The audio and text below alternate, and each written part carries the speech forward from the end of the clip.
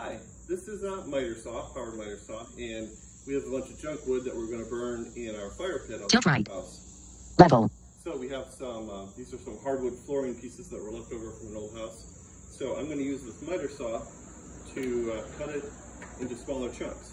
So this saw, if you can't see it, it has a saw up on an arm that can move forward and backward and up and down.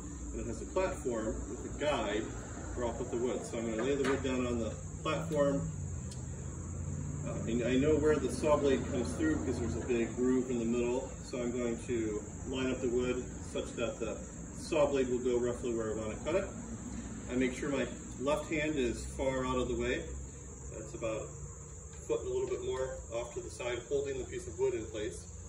This saw also is sort of on a sawhorse, so off to my left is where the longer end of the wood is laying. So I've adjusted that to the right height so that it supports the wood. So I'm just holding the wood in place with my left hand, and my right hand is holding the saw. So I have to push down with my thumb and then pull it, squeeze in with my fingers for the saw to work. So I'm going to pull it back so that the blades can spin up, and then I'll move it forward against the fence to cut the wood, and then I'll release the saw once it's through.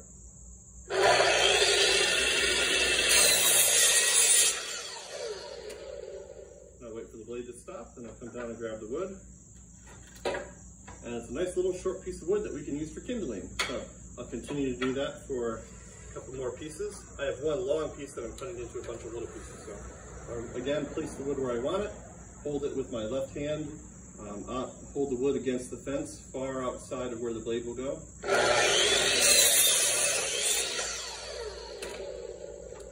Grab the wood, put it on a little stack, push the wood forward, back into the next spot, and rinse and repeat.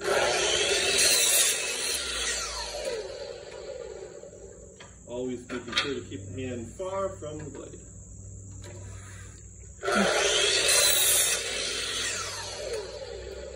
And tell us about your vision. I have only a little bit of peripheral vision, so I don't have any central vision at all, so I'm just looking at this through my mental image, my cognitive picture. So, sorry, this last piece of wood is short enough that I'm just going to center it inside the fence. So I can feel where the vertical uprights are from the fence on the left and the right, so I'm going to center it and cut this last piece.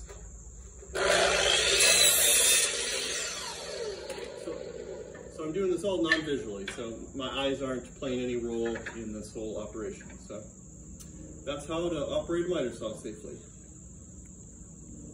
Zoom 1.2.0 zoom. Stop recording video.